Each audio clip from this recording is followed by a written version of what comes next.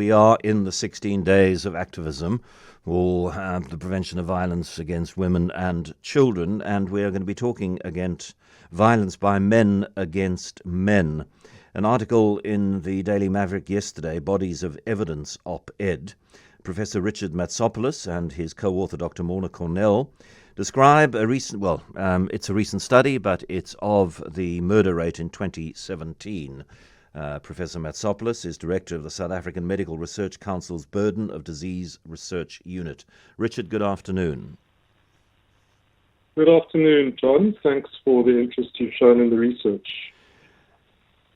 A couple of times before, when talking about GBV, which I want to stress again and again is an incredibly important issue that this country needs to get better on top of, I am reminded that the major burden of murder mortality is borne by men. It's not to diminish in any way the significance of the women who are hurt and killed by men, but many more men are killed by men than women are killed by men. So how does one deal both with that reality, that statistical reality, and the need to do something about gender-based violence? Well, thank you. I don't think I could have said it better myself. I mean, it's important to focus on both of these issues. We're at the mercy of the journal publishers around the timing of this article, so it's really purely coincidental that it's come out during the 16 days of activism, but I suppose it's an interesting contrast. We need to recognize that South Africa has a violence problem. We don't specifically have a violence against women problem or a violence against children problem. It is a societal problem. Particularly, you've highlighted that it's male violence that's at the root of most of it. But we haven't done that part of the study yet, which is to look at the perpetrator information, which is going to be very interesting. Because I do suspect that women in South Africa are probably more violent than the global norm as well. I mean, we have a violent society and it permeates everything. And I think the purpose of setting out this information so clearly and focusing on the male homicide component was really just to draw our attention to that issue. If we are successful in reducing or getting rid of all violence against women, we are still going to have one of the world's highest homicide rates. So we need to have broader strategies, and addressing violence against men is obviously a key aspect that we need to take into consideration. Is it a different strategy? I mean, 87% of the murderers in 2017 were men. Only 11% of the murderers were women. The men are murdering men at a greater rate than the men are murdering women, but as you pointed out, it is the men that are murdering, whether their murder victim is male or female, it is the men who are primarily doing the murdering. So do you need a different strategy, a different set of strategies to stop men murdering men from the strategies that you need to stop men from murdering women? I'm afraid, John, this article doesn't answer those questions. Instead, it poses a lot of questions and reveals some uncomfortable data and ratios that we need to grapple with. But my gut feeling is that yes, we do need different strategies, and I think part of some of the clues for that are coming from the parallel studies that have looked at homicide affecting women.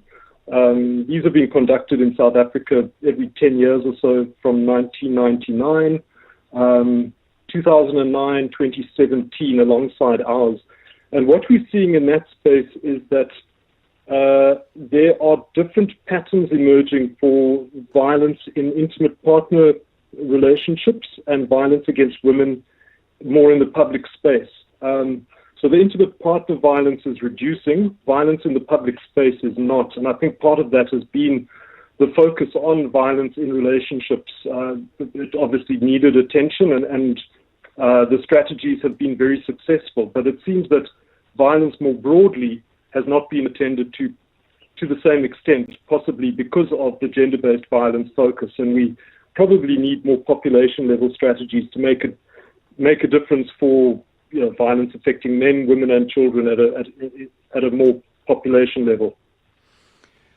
Yeah. I'm glad to hear you say that the strategies to deal with violence in interpersonal relationships is working. If you'd asked me, are those strategies working, my answer would have been no, but you're looking at the statistics. I'm speaking out of a kind of gut feel, and statistics generally trump gut feel. So, I mean, that's good to hear. And there's also a sense, perhaps, that because a lot of the male-on-male homicides are more prevalent on weekends. They're associated, as your statistics reveal, with alcohol consumption. Men drink a lot more than women, and many more men tend to move from that overconsumption of alcohol to an act of violence, which often leads to death. And there's a sense of, a sense of a lesser sympathy for those male victims of those kinds of murders. I think that sentiment is one we encounter quite frequently, but this gender imbalance is not just amongst adult men. If you look at children in very young age groups, you will see that homicide against young children is 80% higher amongst boys than girls. So there's a type of violence that is administered to men, which is not administered to women. And I think there are other aspects beyond the drinking environment that we need to explore. Certainly, we've seen with drinking during COVID dramatic reductions in alcohol coinciding. In injury deaths coinciding with the alcohol ban. So, if we could find ways of having better alcohol policies to reduce binge drinking and make that less prevalent, I'm sure there'd be it would make a difference, and it would affect women as well as it would men.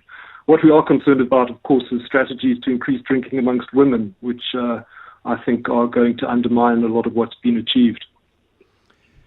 But I mean, ultimately it comes down to the fact that too many people in South Africa, and most of that quantum, not exclusively, but close to exclusively male, are too ready to turn to violence to deal with a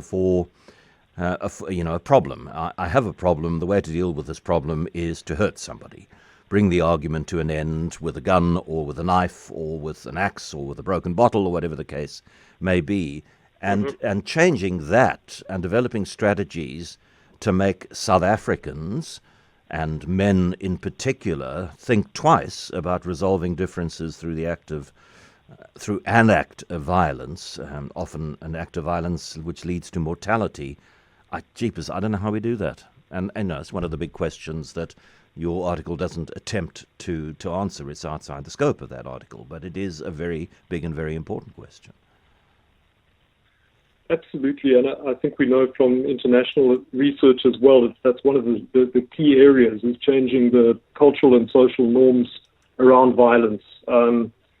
There are examples from other settings. It would be useful to do research and to try and replicate some of those strategies locally. But I think the point of this article is to bring it into stark contrast so that the other researchers can begin to focus on solutions. We've got several other things lined up in trying to unpack the victim-perpetrator relationships for male homicide, looking at the different patterns for men and women during the alcohol bans in COVID. So we have quite a large research program already lined up. But there are a lot of questions that need to be answered, and I hope that this research encourages others to try and unpack some of that complexity. So do I, and thank you for doing this research and putting it out into the public arena for debate. Professor Richard Matzopoulos is, amongst other things, Director of the South African Medical Research Council's Burden of Disease Research Unit.